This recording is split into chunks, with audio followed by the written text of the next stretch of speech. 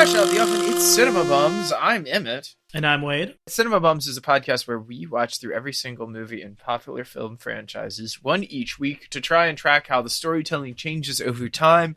Also to try and, really stretch the boundaries of the words popular film and franchise over the course of this. But today we are continuing our mini-series Webhead Summer, covering every Spider-Man film. We will fully spoil today's film, Spider-Man Far From Home, but we will not spoil any future entries in the series. Wade, how are you doing? I'm doing pretty good, Emmett. I saw this movie in theaters when it came out 2 months after Endgame, 3 years ago now, and I liked it just fine, and I didn't watch it or really think about it ever since then. So this was kind of a surprise to me. This was, I would say, of all the Spider-Man movies I was rewatching, this was by far the one that I remembered the least of. What about you, Emmett? How are you doing? I'm doing good. I had never seen this movie before. I had seen the one before it and the one after it, but had not seen this one before. And I think I had called you so that I could get the rundown on this movie and what the important points were right before I ran in to see the next film in the series, No Way Home. So this was kind of a fun one for me to see, one that I'd not ever seen before. And indeed, It's a fun, exciting rom-com sort of movie. Mm-hmm. May I also say that Bumtober is coming. Send in your suggestions for film series, writers, or directors that you would like us to cover on the pod to cinemabumspod@gmail.com or DM us on Instagram @cinemabums. Listen up. It's going to be Bumtober. We're doing a bracket. It's going to be awesome. You want your voice to be heard, right? You don't want to just have me decide what movies we're going to talk about. I really, and this isn't just rhetorical, you really don't. So please send in your suggestions to the previously stated email that I will not attempt again. And we'll have a great time this Bumtober. Yay! Wade, what are your very brief stats on Spider-Man Far From Home 2019? It is the 23rd entry in the Marvel Cinematic Universe and the final installment in both Phase 3 and the Infinity Saga. This is the little epilogue movie that Marvel likes to do. They have Ant-Man after Age of Ultron to finish Phase 2. We're about to have the Guardians Holiday Special after Black Panther to finish Phase 4 here at the end of the year. Right. And so after Endgame wraps everything up, they've got this little epilogue movie, Spider-Man Far From Home, released July 2nd, 2019 by Sony Pictures. I have also heard that part of the reason for this is allegedly that in the Marvel Studios Sony contract to use him in the MCU, there is some sort of stipulation that says that they have to release a movie every 2 years. Oh, whoa. I don't totally know if that's legit, what all the contract machinations are, but I have heard that is why, this drops right after Endgame. No Way Home drops 2 years after this in 2021. Well, I think right before Christmas, as late as you could be, well, still in 2021. Mm-hmm.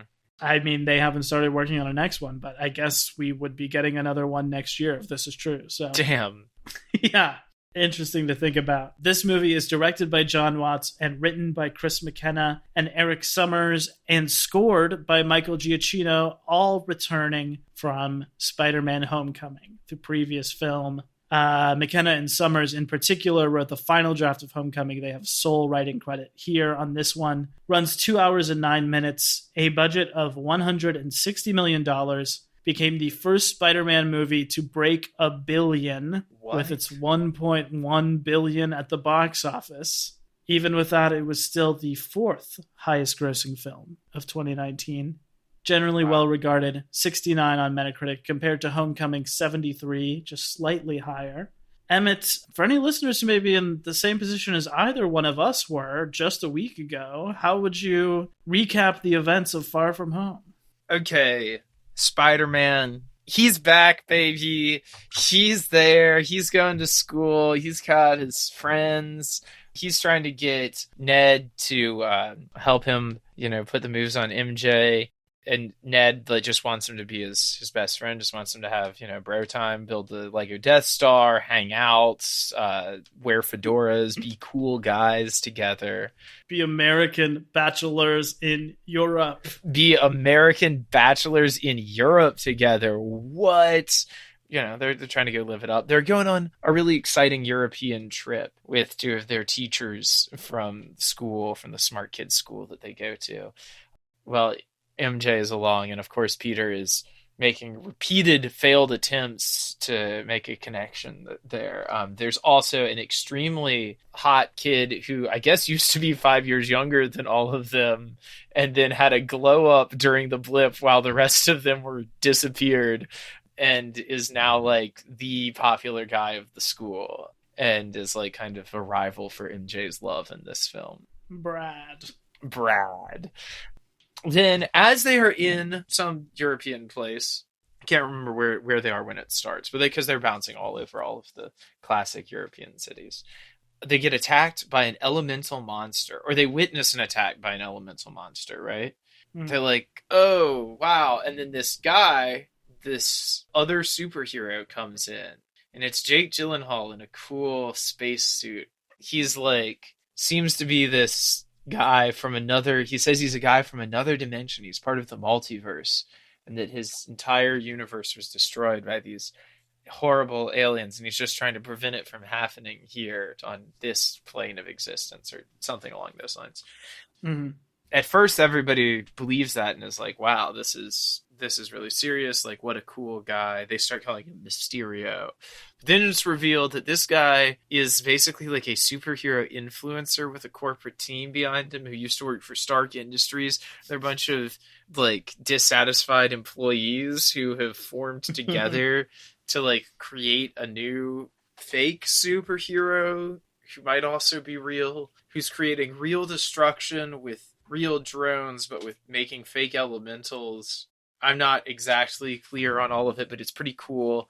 And then, of course, Spider-Man at first trusts this guy and believes him and like thinks of him as a mentor, and is totally, betrayed by him at the end. The little patsy.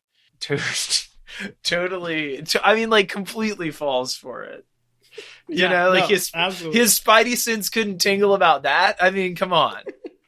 And continually like keeps falling for it, even after he knows. It's like he never even watched the All Too Well 10-minute cut music video. Seriously though, he completely falls for it. True. Then, of course, there's many more different attacks. Mysterio's going around and faking like he's saving people. Slowly, Spider-Man starts to figure it out, right? Basically, what happens is that Mysterio, after Peter knows that he's evil, does like this huge attack on London. Oh, right. They're like, he's going to kill a bunch of people to like prove that he's the best superhero. He's like an Avengers level superhero. Right. Is what they say. Because they need an Avengers level disaster for him to come in and rescue them from. Right. And Spider-Man manages to like see through this and hunt down where the real Mysterio is and defeat him by reclaiming the technology that was gifted to him by Tony, which he in turn gave to Mysterio, hook, line, and sinker. Right. And then him and MJ give each other a little smooch. Yeah, it ends with perfect romantic comedy ending. Gets the smooch, swings away on the web together to see New York City. Very good. And then post-credits sequence. Oh no, that bastard J. Jonah Jameson has released this footage, this doctored footage of Spider-Man, where it's a deep fake of Spider-Man like saying execute them all, like to kill the people, and Mysterio trying to save them and dying heroically to stop Spider-Man. That's where we end to set up for the next movie. Yeah. Which is a classic callback to the old, is Spider-Man a hero or a villain? J. Jonah Jameson thing, and like the whole classic. I feel like, honestly, getting back into the bread and butter of what the series should be about, rather than the whole like cosmic romp thing, Right. Like his relationship to being a friendly neighborhood Spider-Man is the most interesting thing about him being a superhero. Like all the stuff with him and his classmates and him like almost calling a drone strike on his like romantic rival. Yeah. It's like, oh, that's the best part of this movie. That's all the stuff that we want to see. Like that's what, because I want to know like if we were superheroes, like that's the sort of stuff that we'd be getting into. It's not like saving the world. So Yeah. John Watts talked about this, that his pitch for this was basically that it's a con man movie. You know, so much of it is about Mysterio playing this con on Spider-Man. Apparently, if you look in the background of shots when they first get to Europe, you can see him and his crew like trailing Spider-Man, like setting things up in the background in ways you would never even notice unless you were like freeze framing. But like there is like Jake Gyllenhaal in sunglasses, like setting up the stuff in the back of all of it. So he said that it's a con man movie, and of course Mysterio plays the long con on Spider-Man by revealing his identity even post-death, you know, even from beyond the grave. Mysterio does that.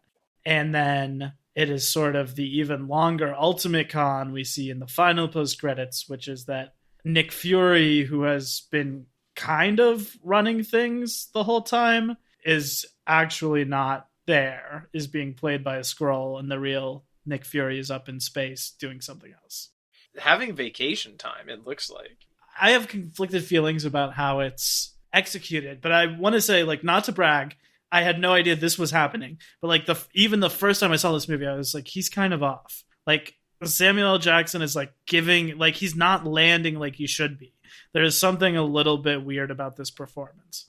And I just kind of thought he was maybe phoning it in, or it was bad editing or something. Yeah. And then it's revealed that no, it's not him, and he's playing like a slightly slower version of himself, basically. Interesting. Wait, this film. Mm-hmm. Spider-Man. Far From Home, 2019. Flop or bop? A bop for me. I really like it. Yeah. It was a fun little watch. I don't think it's, you know, as good as Homecoming. Mm-hmm. I think it's really fun. I think it's really weird putting Spider-Man in this like European vacation mode. There's a lot of strange stuff in the movie too. I like that. I like how funny it is. It feels even more than Homecoming, like it's maybe just going for being a straight up comedy, especially for most of the first act. And I love all that stuff. I love the European vacation stuff. I love the Mysterio stuff. I love the MJ stuff. I think all of that is great.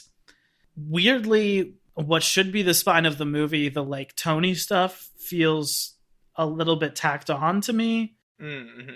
And then at the very end, there's sort of this element of like, oh, the movie is about like Peter getting his mojo back. And when we get into all that stuff, I was like, oh, I didn't realize that it was even gone. Like, yeah, that stuff didn't even work for me when it's like, oh, he's getting his Peter Tingle, his spider sense back. And I was like, wait, was it gone? Yeah. Is that something that's been happening? Because that didn't seem like what the movie was about to me. But, you know, it doesn't totally add up, but there's a lot of stuff in this movie to like, in my opinion. Emmett, flop or bop? I'm going to say bop. I like all the stuff with Ned. I think that's very fun, I think. The high school comedy part of this is very fun. The other part of it, I don't really care as much about, but I think Jake Gyllenhaal is always he's a fun villain, you know. I think it's a cool new idea for a villain that they haven't tried before. And I think that's fun. I like that. Yeah. I think that's their basic MO with these Homecoming trilogy is like, you know, to make it high school, to make a comedy, but also I think mostly just to do things that haven't already been done in the other Spider-Man movies before. Yeah. It's interesting. How well they execute those may vary from thing to thing, but I feel like that's their big MO is just let's put something new on screen. Yeah.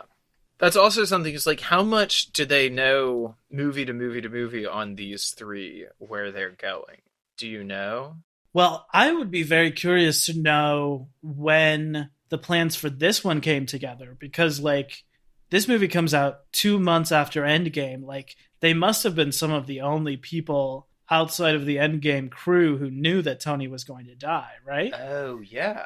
Like they produced this whole movie simultaneously about Peter like being haunted by that death. that wasn't known to the world. Huh. Do you think that's why the Tony stuff feels tacked on? Because they were saving that to, like, do it last and keep it under wraps? I didn't see anything saying this, but I certainly think it's possible they had the idea of, like, Mysterio Summer Vacation before they found out about, like, the blip and the Tony stuff, getting added in there too. What I will say, we can talk about this a little more next week, but, like, in terms of how much they knew from Thing to Thing, there was basically supposed to be a third movie that they skipped between this and No Way Home. Oh, whoa.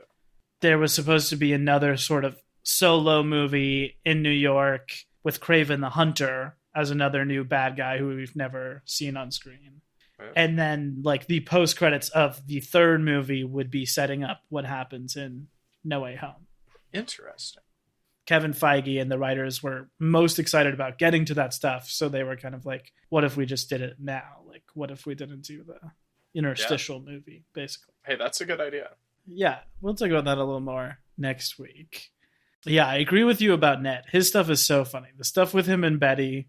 Yes, incredible. With their matching hats and sharing their opera glasses. Down to, like, having the matching outfit, even in their breakup scene at the end. Yeah. Incredible. Incredible. They are so funny. That stuff is so good. Flash. I love that he calls his online followers Flash Mob. I think he's really funny in this movie, too. I also love how he loves Spider-Man and hates Peter. like loves Spider-Man. It is so funny. Even though Spider-Man stole his uncle's car and crashed it or whatever. Yeah. In the first one. Let's see. What about the continuity corner? I see. We must get into this. Okay. There's a lot of stuff in this movie. I think it makes sense, but let's just walk through it in our head. Okay. Because when last we saw him, I guess at the start of Infinity War, it was in 2018. We said that he was either 16 or 17, and it was either the end of his junior year or the beginning of his senior year, depending on when in the year it was supposed to take place. Infinity War. Yes, that's the last time we saw him. So in this movie, we find out a few things. We hear, first of all, that after the blip, they made everyone restart from whatever year they were in when they blipped. Okay. That would mean that Peter was a junior in Infinity War. He blipped back in 2023, and they made him restart his junior year from the beginning. Even though it was like friggin' like, yes. Okay, this is a raw feel for these students. Okay.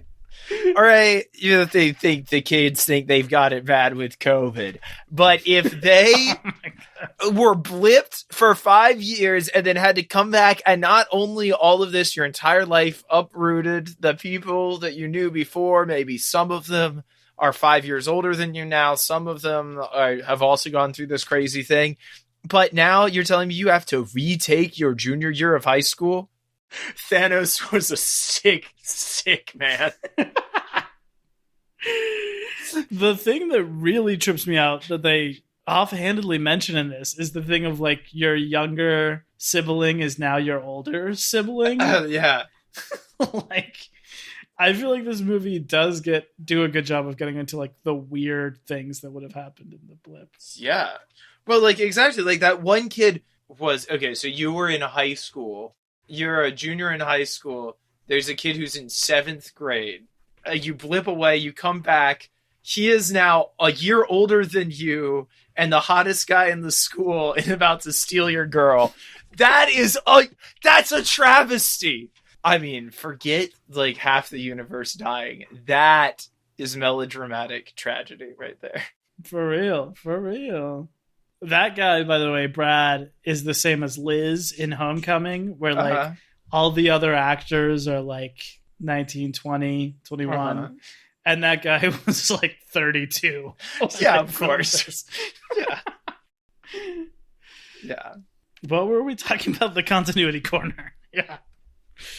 So they made them redo their junior year. And this is now the end of their junior year, right? Because we see, like, the last day of school and then their summer trip. Oh, is this their summer after their junior year, which they had to retake trip? Yes. Okay. Okay. That would make this summer 2024. Okay. And it's the trip between their junior year and senior year. Yes. Which means that the next movie should take place in fall of, right? In the fall to winter of 24. Yes, in Peter's senior year. And he calls himself in this movie a 16-year-old kid. Who's also 21, but also 27 at this point, I think. I have written down that he says he's 15 in Homecoming. So I guess that does track, even though it does feel like he should be more like 17 in this movie. 16, and damn.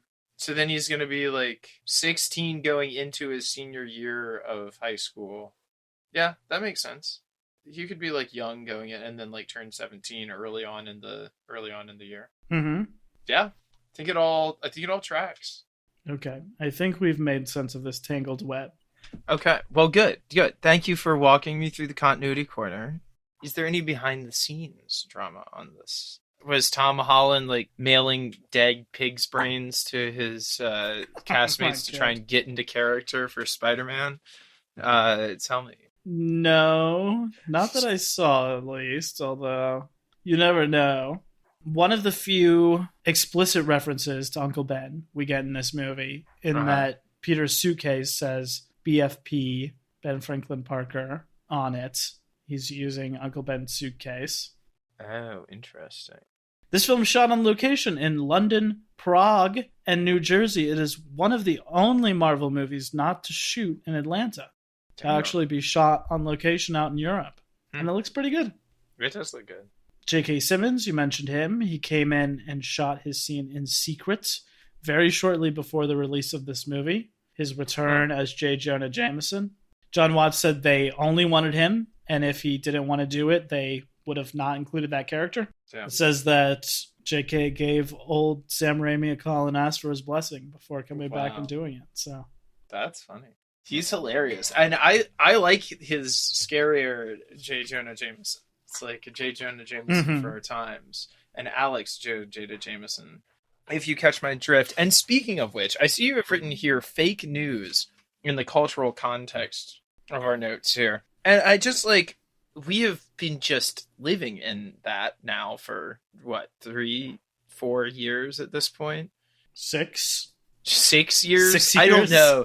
Yeah. Of just insane craziness as far as that goes. And it feels like this movie doesn't even feel like it comes close to plumbing the depths of that horror, Yeah.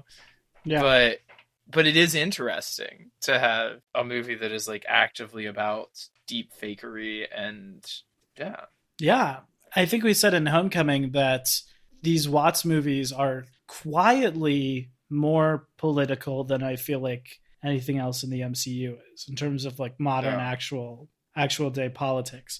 And I feel like that is such a huge part of this movie, Mysterio going on the thing about what people want to believe and how can you tell people what they want to hear? How can we craft this narrative that people will buy? And I think even his final lines, expertly delivered, in my opinion, we'll talk about him in a minute, I think he says, Peter, people will just believe anything these days. That's his last line. And that is, kind of the whole thing this movie is about misinformation and confirmation bias and the ability to manipulate people and get what you want through lying to them, basically. And spreading false information. It's really interesting. Yeah. He says, I control the truth. Mysterio is the truth. That's the other one I wrote down. Oh, yeah. Well, and especially, too, when so much of superhero movies often has to do with the secrecy around identity, lying to the public, knowing better than the public what is good for them, that kind of, vigilante justice, which is, always questionable to some degree. Yeah. I don't know. It's interesting. It's interesting, too, because I think, the X-Men, at least in the comics, deal with a lot of that directly. And I don't know, I haven't read the Avengers comics as much, but they may as well, of like directly having a fearmonger human character in the public sphere who is like spreading, if not, I mean, maybe not even falsehoods about them, but is just like using the actual truth to their advantage of like, here, look at this destruction that they've caused and stuff, or manipulating images of destruction, and or like completely faking stuff, but like doing that in such a way as to further their own ends, whatever those might be. And you see that happen a lot in the X-Men. The superhero thing is really interesting, but I mean, that also gets like kind of at how you can use any group of people whatsoever under the right conditions. You can use any like one group that you can point to and use them to fearmonger and be like, look at this very scary, threatening group of people, and then like use that to do whatever. If you're Mysterio, maybe it's to make money and gain clout on social media. Maybe it's to, you know, try and overthrow the US government from within so you can give all of your friends lots of free gifts and things. Maybe it's like I don't know, like, but maybe it's protect global capitalism. Yeah. But yeah, I feel like that is like a really cool thing that this movie is doing. Although superheroes is an interesting metaphor because they always have so much, they in and of themselves have so much agency and like have so much power and agency. So it is like kind of at the same time as being like an interesting metaphor, it is also like this power trip to be like, oh yes, and the person who is like getting all of this hate is also able to immediately respond in like a big and like showy way, and that is like kind of like the wish fulfillment part of the whole superhero thing, I guess. Yeah, it is interesting. It's really interesting in this world in particular because Peter, again, in the comics, almost all superheroes have a secret identity. In this MCU, it's really only Peter, you know, because they start the whole MCU with Iron Man revealing publicly that he is Iron Man. Everyone else is just a public figure, basically. So like in Age of Ultron and Civil War, when we see the Avengers getting bad press, it is because they killed people, you know, or like it is because of collateral damages, because things that they actually did. Right. And then in these movies, you do on one hand have the thing of like his friends are being targeted because of his secret identity, because they know his secrets. But you also have the thing of like, now Spider-Man is in trouble for killing Mysterio, which is something he didn't do, but he can't prove his innocence. Like it is an interesting layer into what I would say is the pretty black and white morality of these movies so far. Even when they do tackle the question of like, do we need oversight by the UN? Right. It is still pretty clear who is doing good things and who is doing bad things. And now all of a sudden, like, you can be in trouble for doing something you didn't do. Like, that is a big development, I feel like. That's true.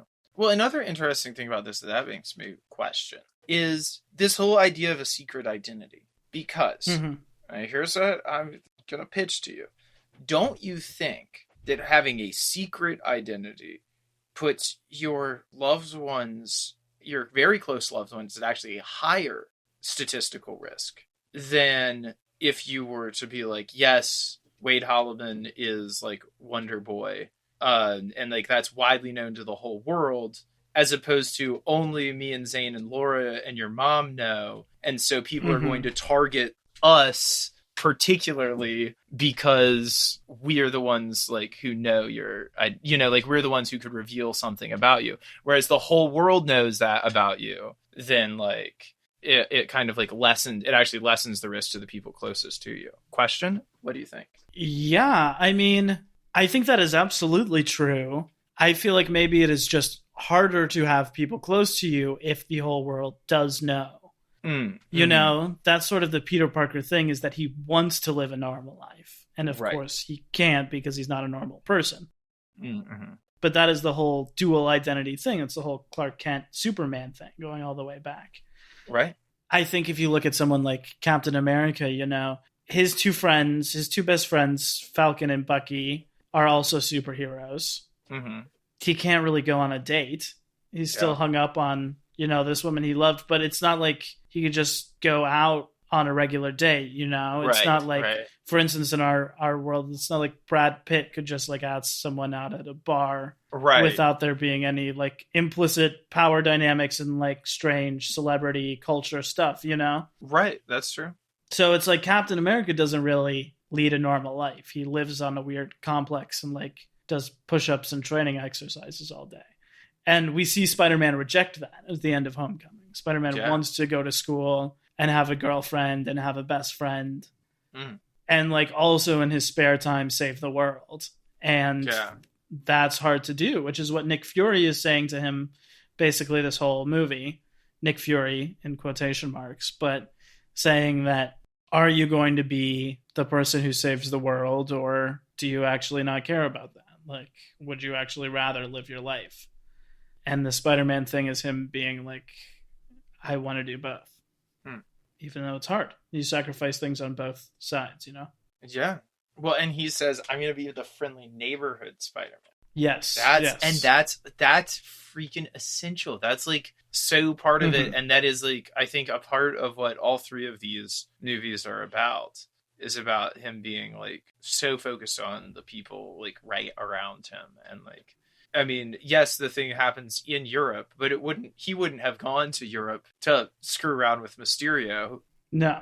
It's only just so happens that Nick Fury keeps rerouting his trip to go wherever Mysterio is going to be. You know, like, he's just kind of caught up in it and is doing it to protect his friends, it seems like, most of all. Yeah, it's touching. It's compelling.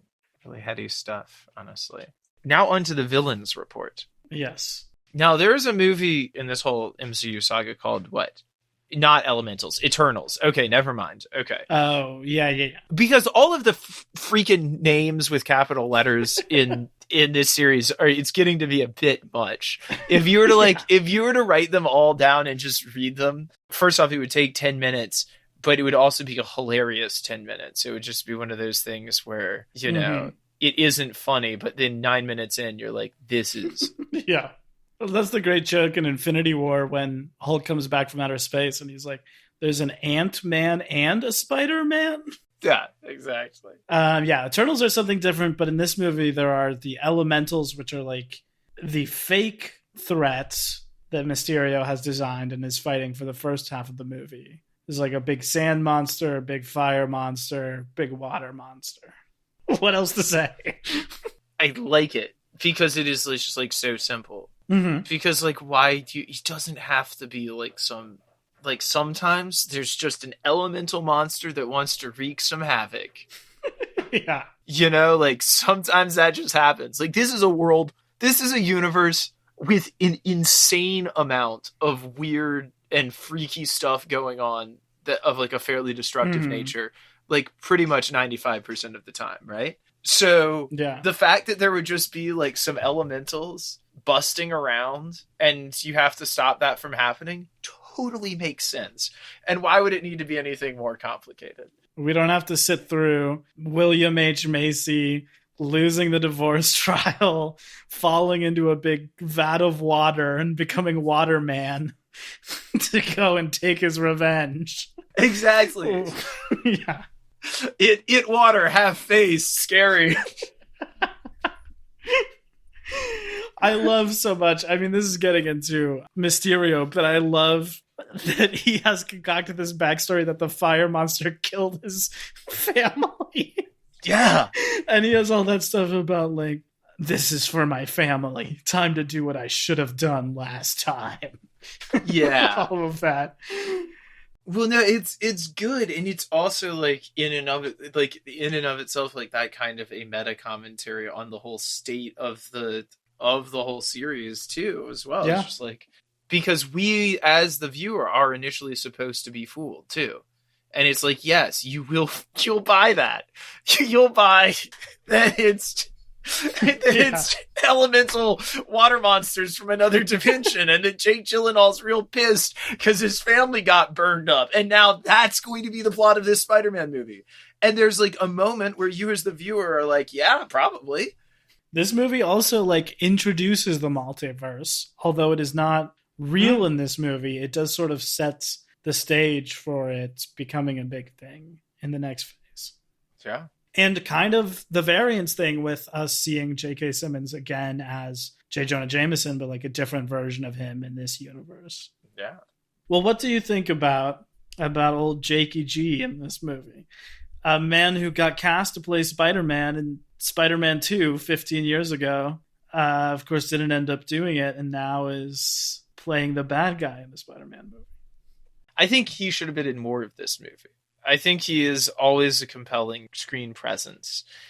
More of him being weird with Peter, saying, like, I want to see the part where this guy loses himself a little bit in the story that he's created.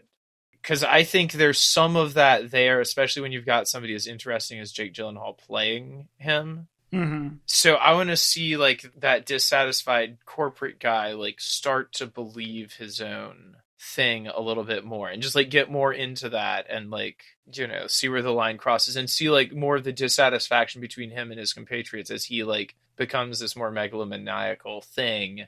Like, I think the journey of that thing from being like a group project because they're all dissatisfied, which is super interesting and seems like I can kind of get behind them as a group, to him, like his rise as this kind of like charismatic but self-involved leader. I'd be interested to see more of it, but I think it's all there and I think it's really cool. Yeah, I felt when he starts getting like murderous at the end, I thought that maybe his group should have reacted a little more strongly to that. Yeah, right? Because they don't really seem like a murderous bunch. They're obviously like jilted ex-tech employees. But the thing that they're doing is not hurting anyone. So once Jake Gyllenhaal starts being like, I'm going to kill the kid, and he keeps saying that and stuff, and we're going to cause some casualties in London, you feel like people should be a little more uneasy with that. Yeah. Well, that's kind of also like the entire crew of people at Jurassic World Dominion. Right. Where they're like, release the dinosaurs, and there's 15 office workers and they're like, oh, okay. In general, though, I really like this performance. I wrote down exactly what you said. I wrote that he's so compelling just as a screen presence. I think that first half of the movie before the twist is honestly kind of like a masterclass in like how to be compelling and act in these things. Like, he has such standard boilerplate stuff on purpose, and yet you like, he really just is like magnetic in how he sells it. You can't like take your eyes off of him. Have you ever seen Nightcrawler? No, I haven't. Oh my god. It is, I mean, for me, that is the, other than Donnie Darko, it is the Jake Gyllenhaal movie. It's like the one. And to me, it's the one that is truly the best, like showcases his acting ability at its like very finest. Oh yeah. It's just, he is just so damn interesting. And he is way more in this than in like Enemy or Prisoners. You know, like he is great in those movies, Enemy in particular, but those strike me as taking himself a little more seriously, like very sort of like actorly dramatic roles. And then this, I think he's having a lot of fun being in a blockbuster. And I feel like in the second half, post twist, he's getting a little bit into that manic energy that he's done recently that I love. Yeah. He starts to get a little bit like my personal favorite performance of him at Mr. Music. Oh my god. Sack Lunch Bunch. Oh yeah. God, there's good. A little bit of Mr. Music to this guy as he's directing everyone. Damn. So God, he is so good in Enemy too. He really is, yeah. He is so good. Yeah. I kind of want to rewatch that movie because the ending freaks me out so bad. That's such a good movie. I don't know where I put it in my ranking, but it probably should have been one or two higher. Should have been. Yeah, I agree. Probably so. Like, thinking back on it. Whoa. Yeah. Oh, what about Brad? That's the other villain. Brad. Don't like him. Yeah, I mean... Not the actor, but... Yeah. Like, don't like Brad. Yeah. I like when the other teacher is like, I'm going to be a cool teacher about this. Stop taking pictures of people in the bathroom. Urinal stall, it doesn't matter. You need to stop. Yeah, the teachers are very funny in this. Oh my god. The one teacher, Martin Starr, I think is the actor who's back from Homecoming. The bit he has where it's like 40 seconds and you're waiting for the camera to drop in the water the whole time. He's taking like a selfie of himself on a pier It's honestly like an incredible bit of clown work where like you keep thinking it's about to fall and then it finally does at the last second. It was incredible stuff. I also, right after watching this movie, I overheard two teachers here talking about how miserable it is to chaperone on school trips, and I was like, that's hilarious. I like when Brad like breaks down and gives a speech about Peter, and then the teacher is like, "Let's put this craziness behind us," and just walks away. Doesn't engage with it at all. Oh man, I forgot about the whole part where Peter's like naked in the with the German Secret Service woman. Yeah, he gets like a paparazzi shot of him in TMZ. Oh god. Brad, we do not like, but luckily neither does MJ, really. True. You know, he just had that split connector and wasn't sitting next to, someone else. So I love that MJ figures it out. Oh yeah. That's something Kirsten Dunst gets pretty close to. She gets to the stage where she's like, I need to kiss every man in my life to figure out which one kisses like Spider-Man. Because also you would, like, especially if you had a crush on someone and you're kind of watching them. Are you laughing about the kiss test? Just want to remind people that's what happens in that movie. I forgot about that.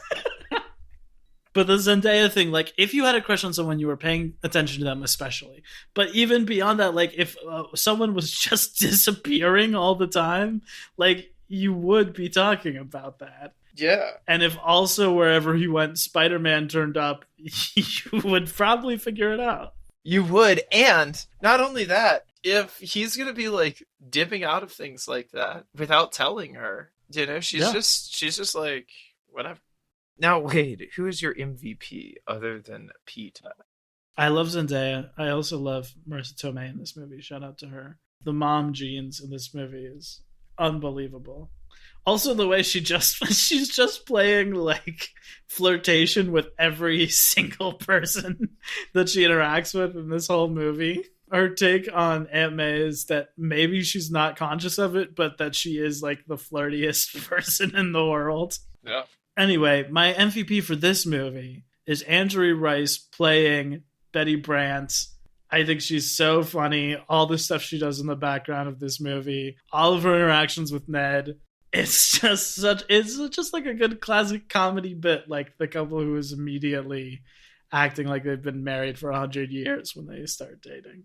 And she does all this, like, she does this funny stuff in the background of all the shots. She's always coming to visit Ned. I love when he's like trying to get them away in the carnival scene, and she's like, "Don't worry about it, babe. We'll go to the top of the Ferris wheel. You'll get a little fresh air. You'll feel so much better."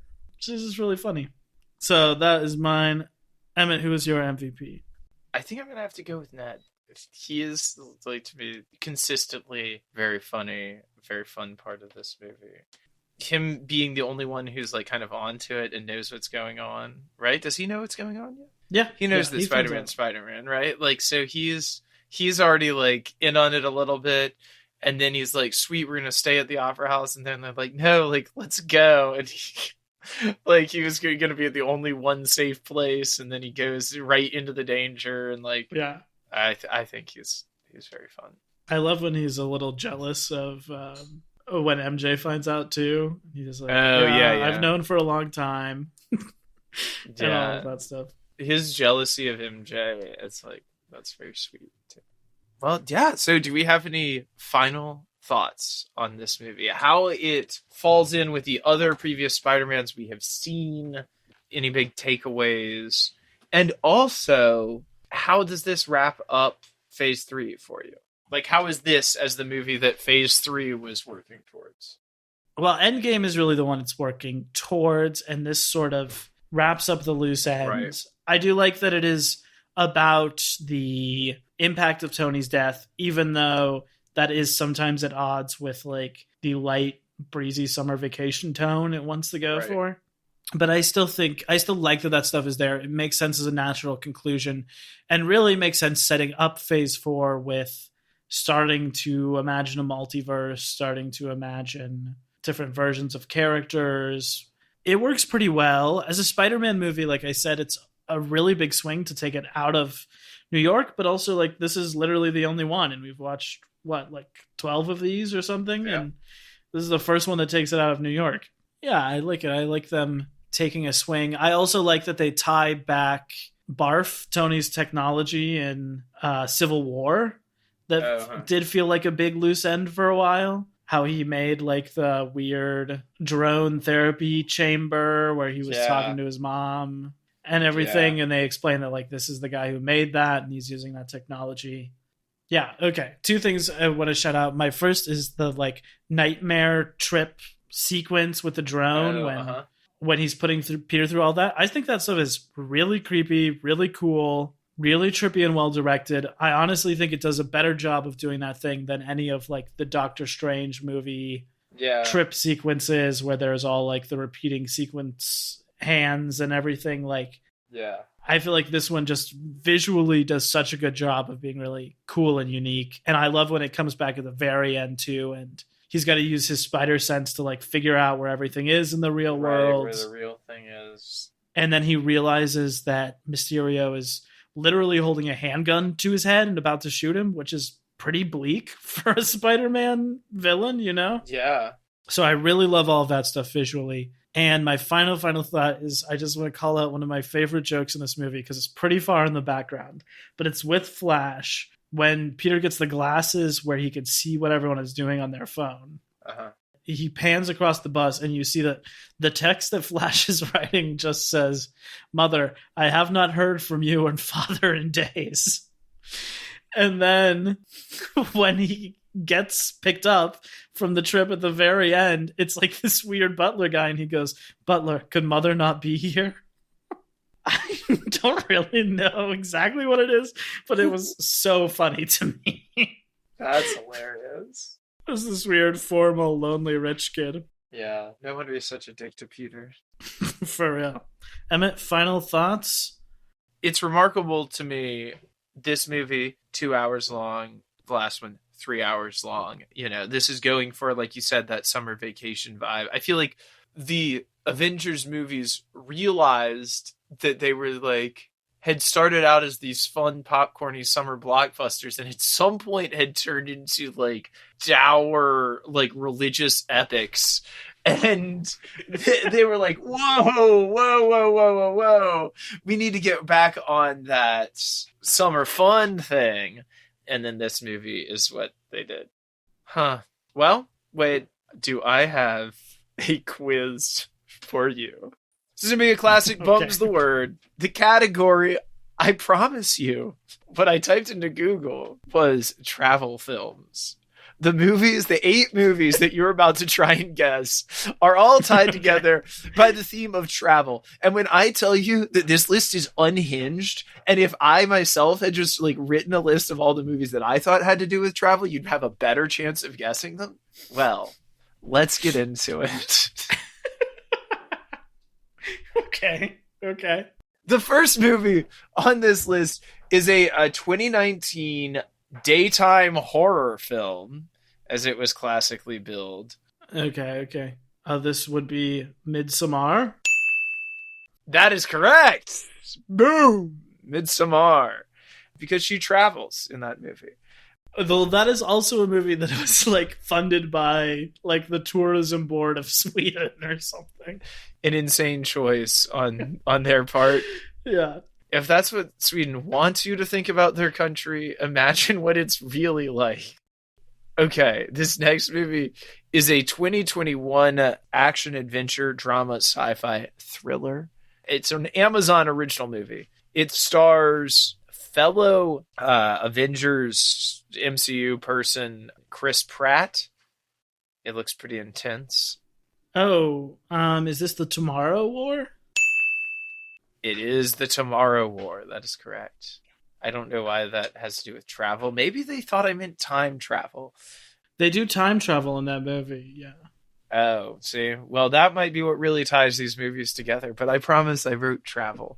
Okay, the next movie on this list is a 2020 film by a classic twisty action adventure psychological thriller director famous for his practical effects. This movie I know so well that I'm going to say the title backwards. Tenet. That is correct. Another travel movie, I guess. Okay, another movie. Same director. Previous film by the same director. It's also about travel. If I told you what kind of travel, I would be telling you the name of the movie. Okay, it could be one of several. Is this Interstellar? That is correct. Okay. It was like space travel or dream travel. Which one is Oh, it? yeah. All right, this next film is a 2016 drama film. It's an Australian biographical drama film directed by Garth Davis in his feature directorial debut. It's based on a 2013 nonfiction book, A Long Way Home, and it stars Dev Patel, Sunny Pawar, Rooney Mara, and Nicole Kidman. Wow. A classic one-word title. 2016. Uh-huh. Dev Patel. Dev One-word Patel. title. One-word title. What is the word about? Is it a name? Is it a place? It's an animal. I don't know. I don't know what it could be. This film is Lion. Wow. Yeah. Making Dev Patel yet another Lion King that we have covered on this episode. I guess that's why that new Idris Elba movie is called Beast, because Lion was already taken. Yeah. Okay, so this next movie is another classic one-word title. It is a movie we have already covered on this podcast. In its own episode, or It had its own episode. Full, dedicated episode. Keanu? This is the first one-word title I could No. This is a travel film. Okay. It's about a young boy who travels from his hometown to a new town very, very, very far away to help his Dune? mom and... Yes. I mean, there is travel at one point. At one point in that movie, there is travel. Okay. This next movie is a 2022 widely panned as the worst movie of 2022 movie starring Deadpool. In this, a time-traveling fighter pilot must team up with his 12-year-old self on a mission to save the future. I'm trying to think of what this was called. It was called something dumb, like Project X or Starfighter Project. So close. Wait, is it called The Atom Project? It is The Atom Project. Wow. I've just realized that might be a pun saying it out loud, which I didn't before. Now, finally, a film which I don't even think has come out yet, starring friend of the pod Taika Waititi and others. We've got a Keke Palmer in there. We've got a Chris Evans in there. Oh my god. This is a film, I think an upcoming film from a very popular film studio, subsidiary of Disney, but used to be its own thing, about a superhero from beyond the stars. Oh, okay, yes. Now, this movie has come out. I have not seen it. I believe this is Lightyear? That's correct! Nice. Lightyear, which is the #1 movie that comes up when you Google travel movies. He is Lightyear. Really, what were they thinking? I really did think that we were going to get like at least one about some people on a beach somewhere. Really. Like, you have to go to movie number 11 was a movie about people on a beach somewhere. The first 10 are like space or time travel, which is in a very futuristic age, man. You know, back in like the 40s and the 50s, Uh-huh. there would be all these blockbuster movies that were literally just like basically like a travel documentary, but not even like a narrative, you know? Like it would be called like Volcano or like The Seven Wonders of the World or like Explore Asia. And these would be like the #3 movie of the year because, you know, I'm sure it was revolutionary. Yeah, It's like absolutely a moving picture of an ocean. Let's take Dude, the whole family to see it. If they were putting up all 12 episodes of Blue Planet up at the movie theater, I would go watch that right now. Of course I would. What are we talking about? We love nature videos. Whoever figures out how to do like a 90-minute version of like funny YouTube cat videos is going to be the studio who surpasses Disney as number one in the box office. Wow. Whenever they monetize that. They tried to. It was called Cats the Musical. And then it gave the world COVID. So Cats the Musical came out, and then Mother Earth responded by giving the world COVID because it said humans don't deserve to exist anymore. Punishment for our sins. Speaking of, no, I have not seen Lightyear, although I heard it was bad, but I have not seen it, and I desperately now wish I could take the hour and 40 minutes I spent watching Men, spend it watching Lightyear instead. God. Join us in 50 weeks in the great Greta Gerwig Barbie surprise. Mm-hmm. But next week, you'll just have to settle for us talking about Spider-Man No Way Home, our second delve into the Spider multiverse, but the first delve within the MCU frame. And our final delve into the Spider-Man whole series. Yeah, it's our final Spider-Man thing until Spider-Verse 2 comes out, whenever that does, a long time from now. So we're not going to have to worry about it anymore.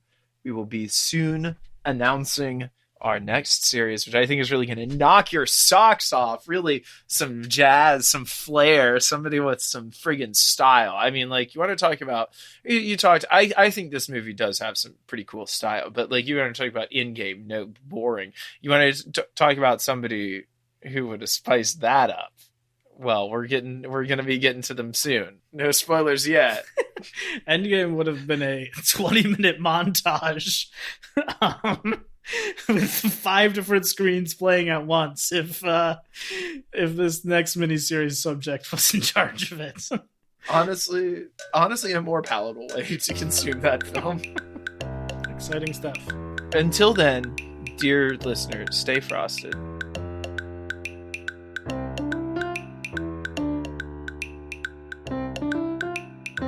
Cinema Bums is a production of DKG Podcasts. It is created and produced by Wade Lawrence Holloman and me, Emmett Temple. Wade also edits and mixes the podcast. Our theme music is by Zane Holloman, who you can find on Bandcamp, and our show art is by Autumn Beckner. Our social media is managed by Laura Bennett. If you like what you hear, please tell all your friends and leave us a 5-star review on Apple Podcasts, the 2 best ways to spread the word about our work. You can also follow us on Instagram @CinemaBums or email us at cinemabumspod@gmail.com. Don't flake on us. We'll be back next week.